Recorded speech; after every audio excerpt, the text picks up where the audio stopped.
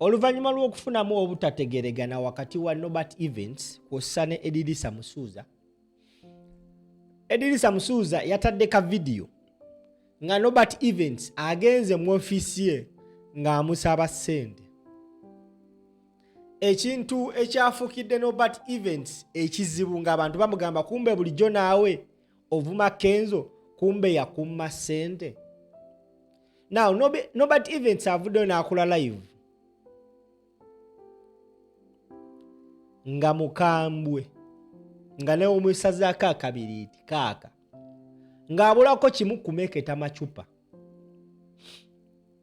Norbert Evans agamba Eddie Kenzo sente ze nali nziza okukusaba tezaali zizo.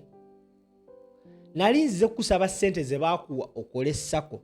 Kigambibwa mbu gavumenti yawa Kenzo billions 5 ku benchmarkinga industry ya Uganda. Bano banjagala kwewola ssente bajje beewole bazzeeyo. Norbert Evans azze n'akatabo kalamba ng'alaga bwino ku mivuyo ku ngeri Kenzo gy'aliddemu n'okubba ssente z'omuwi w'omusolo. Lutalo simanyi oba lunaggwa simmanyi, naye njagala owulize Norbert Evans byayogedde then tukomewo. Omwana Cox ali luddawa. Waliwo omuvubuka gwe bayita Cox yayambako Eddie Kenzo oyo gwe mulaba. Cox kati kusawa zina ali ku timu ya Fik Fameka yamuyamba. Kati nina ebyama by'otamanyi Kenzo gwe. Nina ebyama by'otamanyi Kenzo gwe. Nina ebyama bino zonna bino byonna biraba. Ebyo byonna ate empapulo ziraba report zikuliko. Report zonna. Teri kintu kineyunza ninga Kenzo kakati kambabulire ebigambo bino mu abandaba. Norbert nyinza okuba bantaddeko ebigambo bingi, oyo yagweddalu, oyo bavuve bumwogeza, naye nze ekyennaku obulenzi bwawo okugamba nti ndi mwavu ate bwe musikana nze mbwokyayo. Ekyokubira omugagga empologoma ne bwefeetya enjala terya muddo. Nze ndi mpologoma etagenda kulya muddo. Simple. Ekyo nkibajjukiza mu bubizi bwa Kenzo musimanyi obwa big talent. Obujja wano mbola muli wano muyombera mu comment section. You be as good as being in comment section. Mwembizi mwenze tebagenda kunsiyaga. Nze siri bisiyaga. Nze siri wa bolingo like this bolingo. Yago wamanya Eddie Kenzo kyali ategeeza bolingo like this. Do you know mwemba bikulire byama mwe muntegere nange obukambwe bennina. Gwe buuza neighbor omugambe wamanya Eddie Kenzo kyali ategeeza mu luyimba bolingo like this. Amazina bolingo wetegereze ekigambo bolingo wamanya Eddie Kenzo kyali ategeeza. Tuwakimanya kati ffe mutuleke. Eddie Kenzo togenda kutujja kumulamwa, tukyali kumulamwa gwe nnyini. Njagala nyongere mbasomere ku list ey'abalala bafuna ssente. Lulina basomera list nga ekoma ku bantu 40. Mbongereyoko nga sinaba kubongerayo, njagala mbasomereyo ku list wano. Enda basomereyo ku list Eddie Kenzo yakola report n'agamba ku ssente obumbi obutano bwe bamuwa. Kyokka mujjukiremu abandaba obumbi obutano bwe bawa Kenzo tebwaliko kusaasaanya ebyo byawa report era obutasoma buno. Bamuwa ssente za kukola kye bayita capacity building and sako. Nga batonzeewo sako y'abayimbi mwe bagenda ng'okujja beewole. Owulya nga bagenda kujja nga beewole. Okimanyi Eddie Kenzo n'akabondoke instead batandika te kuba abayimbi abanaku ate ne babajjako obusente bwabwe ne baba exploitinga babba bubbi bayimbi. Kenzo yakola bw'ati. Kenzo ng'ojja n'agamba sako yagala ssente mmeka. ng'akunnyonnyola nti kati katusooke tukuweeke miliyoni 2. Emiliyoni 2 nga bakusala emitwalo nga 6. Mumpulirize omuntu gwe bawa ssente ayambe abayimbi. Nga bw'awandika miliyoni 2 ng'ovaawo emitwalo 6 bagisigaza nga bakwata ssente bazitematema, simanya zino sigalayo ng'omusingo, simanya zino kati emitwalo 10 gino balibwanga musingo gwo, ne batematema ssente ng'omuntu afunanga kamwana. Ate n'atakoma okwo ziri emiliyoni 2 zaalaga nti no yakuwa ng'agattako emu mu maaso.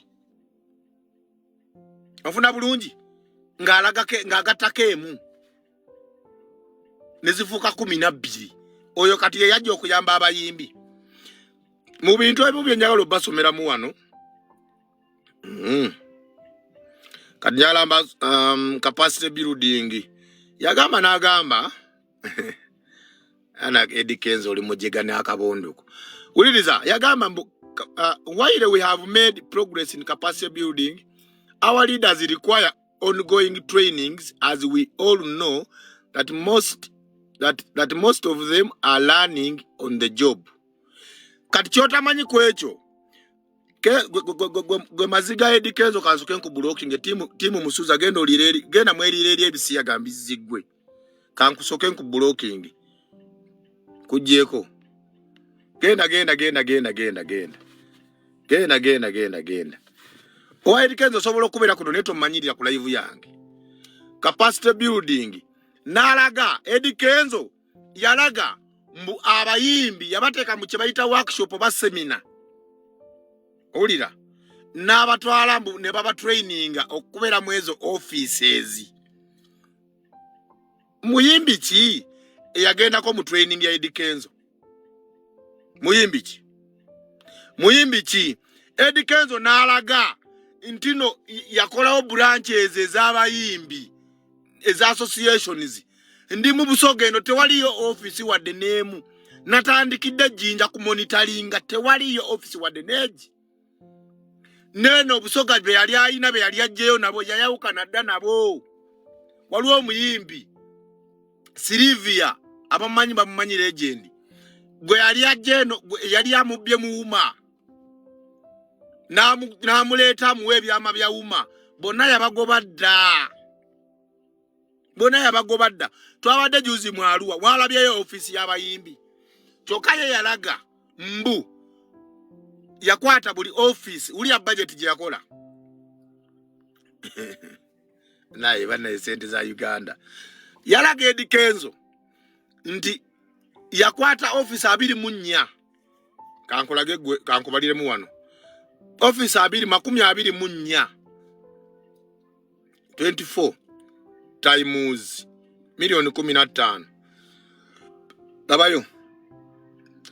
Ezo milioni 3 Kenzo nasoka zikuba kubina mu wallet. Yasoka n'alaga okuteekawo obutesi office. Buli office esente zaso kugenda mu office rent milioni 15. Okubisema emirundi 2 mu emeka 24.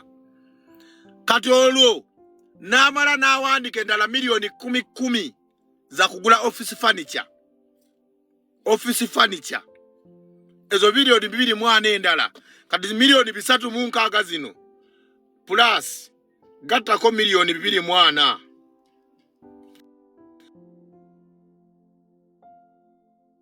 ezo ngojeko yo kusereni suits. Olira yagenda n'akwatayo bu branches nga 3 ate nga nabo already offices zaaliyo. Oba baguleta Kigezi n'abaawa n'abeerwenzoli. Yes, abalwenzoli bwe yabakwata bo offices zaabwe zaaliyo ne beekwatawo awo ka video ne beerecordinga ne babisharinga ku social media. Nfuna bulungi gwe Faizo ate kati gwe Faizo nayogera wano gugwera ndi ku bwino. N'amala Kenzo nkyabongera bwino.